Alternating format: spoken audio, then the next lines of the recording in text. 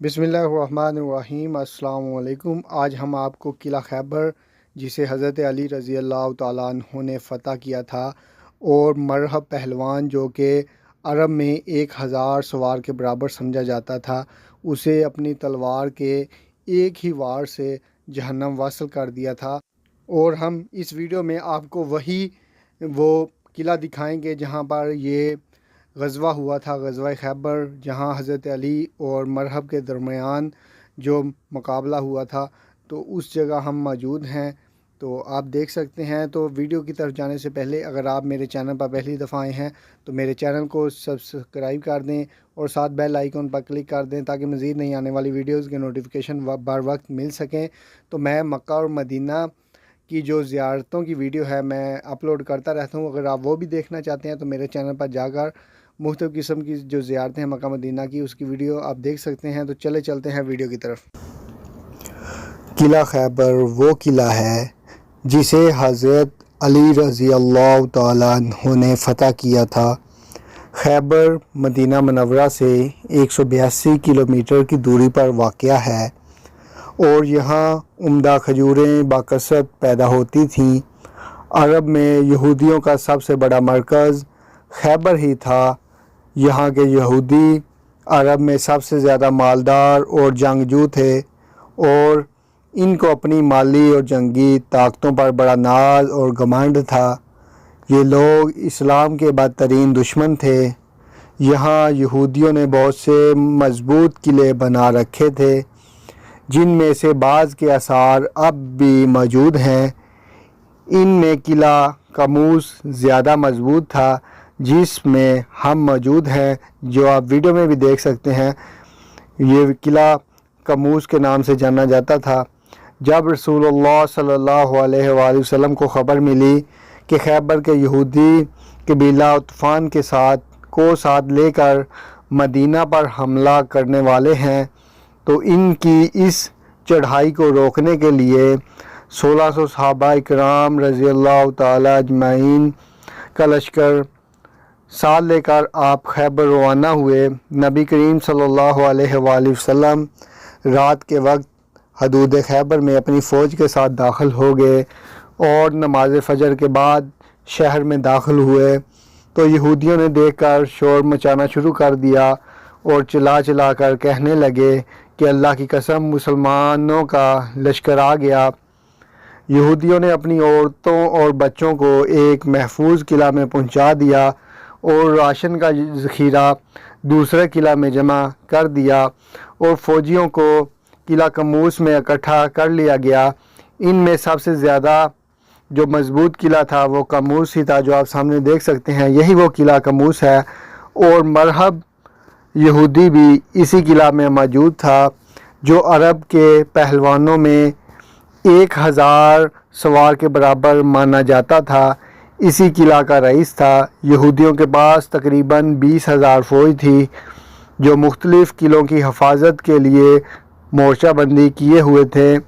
مسلمانوں نے یہودیوں کے قلعے پر حملہ کیا، اور باری باری 7 قلعوں کو فتح کیا، اور آخر میں یہ قلعہ بچا جو آپ ویڈیو میں دیکھ سکتے ہیں۔ چونکہ یہ قلعہ بہت ہی مضبوط اور محفوظ تھا، اور یہاں یہودیوں کی فوجیں بھی بہت زیادہ تھیں، اور سب سے بڑا بہادر مرحب خود اس قلعے کی حفاظت کرتا تھا، اس لیے اس قلعے کو فتح کرنے میں دشواری ہوئی۔ کئی روز تک یہ مہم سر نہ ہو سکی، تو پہلے دن حضرت ابوبکر صدیق رضی اللہ تعالیٰ عنہ کی کمان میں اسلامی فوجوں کو چڑھائی کے لیے بھیجا۔ دوسرے دن حضرت عمر رضی اللہ تعالیٰ عنہ نے زبردست حملہ کیا، لیکن قلعہ فتح نہ ہو سکا۔ اعلان مصطفیٰ، کل جھنڈا اس کو دیا جائے گا جو فاتح خیبر ہوگا۔ کل میں اس آدمی کو جھنڈا دوں گا جس کے ہاتھ میں اللہ تعالیٰ فتح دے گا، اور وہ اللہ اور رسول کا محب بھی ہے اور محبوب بھی۔ راوی نے کہا کہ لوگوں نے رات بڑے اضطراب میں گزاری کہ دیکھتے ہیں کل کس کو جھنڈا دیا جائے گا۔ یہ بخاری شریف کا حوالہ ہے اس کے مطابق۔ تو اگلے دن آپ صلی اللہ علیہ وآلہ وسلم نے جھنڈا حضرت علی رضی اللہ تعالیٰ عنہ کے ہاتھ میں سونپ دیا۔ حضرت علی اور مرحب کی جنگ۔ حضرت علی رضی اللہ تعالیٰ عنہ نے قلعہ قموس کے پاس پہنچ کر یہودیوں کو اسلام کی دعوت دی، لیکن انہوں نے اس دعوت کا جواب اینٹ و پتھر سے دیا اور قلعے کا رئیس مرحب خود میدان میں اتر آیا اور بڑے غرور کے ساتھ بولا کہ خیبر خوب جانتا ہے کہ میں مرحب ہوں۔ حضرت علی رضی اللہ تعالیٰ عنہ نے فرمایا کہ میں وہ ہوں کہ میری ماں نے میرا نام حیدر رکھا ہے۔ پہلا وار مرحب نے کیا، علی رضی اللہ تعالیٰ عنہ نے روک لیا۔ پھر حضرت علی رضی اللہ تعالیٰ عنہ نے آگے بڑھ کر وار کیا اور اس کے سر پر تلوار ماری کہ ایک ہی ضرب سے جنگی ٹوپی کٹی، سر کٹا، مغز کٹا اور تلوار دانتوں تک پہنچ گئی اور مرحب زمین پر گر کر ڈھیر ہو گیا۔ مرحب کی لاش کو زمین پر تڑپتے ہوئے دیکھ کر اس کی تمام فوج اللہ کے شیر پر ٹوٹ پڑی، لیکن ذوالفقار حیدری بجلی کی طرح ان پر گرتی رہی، جس سے یہودیوں کی صفیں الٹ گئی اور ان کے بڑے بڑے سردار مارے گئے۔ پھر قلعے کے پھاٹک کو اکھاڑ دیا اور اس طرح خیبر کا قلعہ حضرت علی رضی اللہ تعالیٰ عنہ کے ہاتھوں فتح ہو گیا۔ تو آج بھی آپ یہ قلعے کے نشانات دیکھ سکتے ہیں جو کہ ابھی باقی بچے ہیں۔ تو یہ آج سے 1450 سال پہلے کا قلعہ ہے۔ تو آپ نے یہ ویڈیو میں دیکھا قلعہ، تو ابھی بھی محفوظ تو نہیں کہہ سکتے، لیکن پھر بھی کچھ نہ کچھ اپنی حالت میں ابھی بھی باقی ہے۔ تو آپ دیکھ سکتے ہیں کتنا مضبوط قلعہ یہ بنایا گیا تھا۔ قلعے کی مضبوطی کا اندازہ آپ اس بات سے بھی لگا سکتے ہیں کہ 1450 سال گزرنے کے باوجود یہ دیواریں ابھی بھی موجود ہیں۔ آپ دیکھ سکتے ہیں دیوار کی چوڑائی، بہت چوڑی چوڑی دیواریں بنائی گئی تھیں اور ایک مضبوط قلعہ بنایا گیا تھا۔ تو آپ اس میں یہ سوراخ دیکھ سکتے ہیں، یہ جو سوراخ ہیں یہ جنگ کے لیے اس قلعے کو جو مدد فراہم کرتے تھے، یعنی جنگ کے دوران جو سپاہی تھے اپنی مخالف فوج کے لیے ان سوراخوں سے کھڑے ہو کر تیر اندازی کرتے تھے۔ تو آپ دیکھ سکتے ہیں، تو یہ جو ابھی اوپر چھت پر جو کھجور کی لکڑ استعمال کی گئی تھی، تو آپ ابھی دیکھ سکتے ہیں ابھی بھی یہ قائم دائم ہے۔ یہ کھجور کے جو چھتین ہیں وہ ابھی بھی قائم دائم ہیں۔ تو آپ یہ کمروں کا اندرونی منظر بھی دیکھ سکتے ہیں۔ تو یہ جو قلعہ ہے ایک پہاڑی کے اوپر واقع ہے، جس پر پہنچنے کے لیے تقریباً ایک ہی راستہ ہے، آپ اس سے ہی داخل ہو سکتے ہیں۔ تو یہ ایک جو اندرونی جو حصہ ہے اس کا جو مین دروازہ آپ یہ سامنے دیکھ سکتے ہیں، یہ مین دروازہ اندرونی حصے کا، اور یہ سامنے سارا صحن ہے جس میں پتھر پڑے ہوئے ہیں۔ تو یہ پہاڑی کے اوپر واقع ہے قلعہ۔ صرف یہ آپ سامنے صحن دیکھ سکتے ہیں، یہی صحن ہے۔ اس کے دائیں اور بائیں دونوں طرف نیچے میدان ہے، کافی گہرائی پر میدان ہے۔ یہ پہاڑ کے اوپر قلعہ بنایا گیا ہے، تو جسے فتح کرنا بہت ہی مشکل تھا۔ کافی دن اس قلعے کا محاصرہ کیے رکھا مسلمانوں نے۔ بالآخر اللہ تعالیٰ کے حکم سے حضرت علی رضی اللہ تعالیٰ عنہ نے اس قلعے کو فتح کیا، اور پھر یہاں سے یہودیوں کو اس علاقے سے نکال دیا گیا، اور ان کا جو مال تھا وہ مسلمانوں نے بطور مال غنیمت اکٹھا کر لیا، اور جو مسلمان ہو گئے تھے ان کو یہاں رہنے دیا، اور جو یہودی تھے ان کو یہاں سے نکال دیا۔ تو یہ نیچے جانے کا راستہ ہے، یہ راستہ آپ دیکھ سکتے ہیں۔ تو اس کے دائیں طرف جو گھر ہوا کرتے تھے، جو لوگوں کی رہائشیں ہوا کرتی تھیں، آپ یہ دیکھ سکتے ہیں یہ لوگوں کی رہائشیں تھیں، اور سامنے ایک کھجوروں کا باغ بھی دیکھ سکتے ہیں، بہت بڑا باغ ہے، اور یہ لوگوں کی رہائشیں تھیں، آپ دیکھ سکتے ہیں۔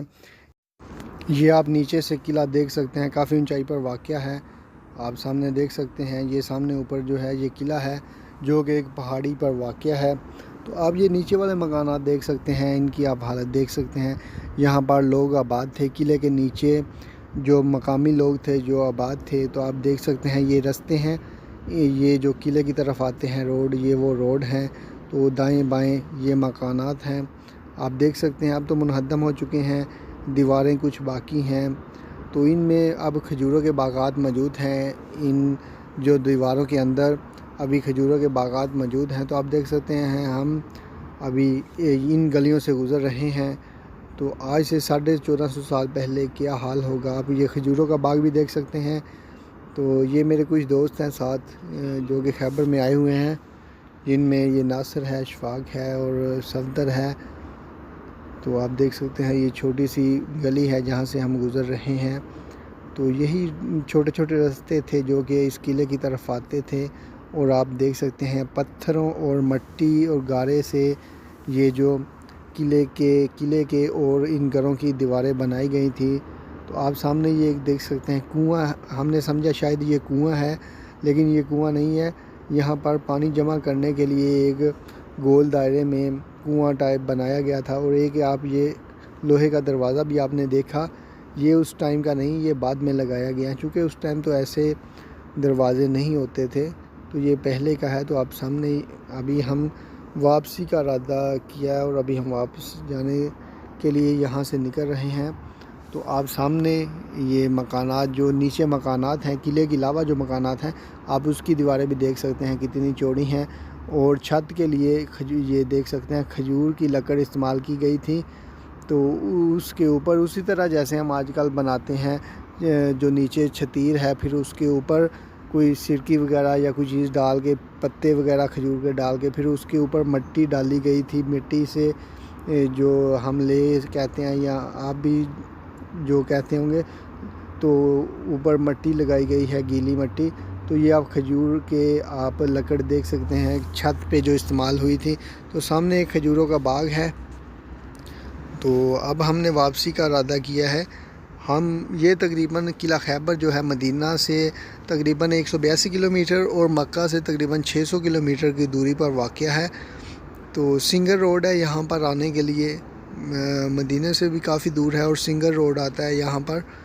اسپیشل گاڑی پہ ہی آپ کو آنا ہوگا. اگر آپ نے بھی کبھی آنا ہو تو اسپیشل گاڑی، اپنی ذاتی گاڑی ہو یا رینٹ پہ لے لیں. تو آپ یہ اب قلعہ دیکھ سکتے ہیں. قلعہ کافی اونچائی پہ واقع ہے اور قلعے پہ جانے کے لیے کوئی اور بھی رستہ نہیں، صرف ایک ہی رستہ ہے جس کے ذریعے آپ قلعے پر جا سکتے ہیں آسانی سے. باقی تو چاروں طرف یہ پہاڑی ہے، پہاڑی کے اوپر چڑھنا بہت مشکل ہے. پتھروں سے چنائی کی گئی ہے، آپ دیکھ سکتے ہیں. تو بہت ہی خوبصورت منظر ہے. تو آج یہ صورتحال ہے، آپ قلعے کی دیکھ سکتے ہیں. لیکن آج سے 1450 سال پہلے اس قلعے کی کیا حالات ہوں گے آپ خود اندازہ لگا سکتے ہیں. بہت مضبوطی سے یہ دیواریں بنائی گئی ہیں. پتھر اور مٹی کا استعمال کیا گیا ہے، پتھر اور گارے کا استعمال کیا گیا ہے.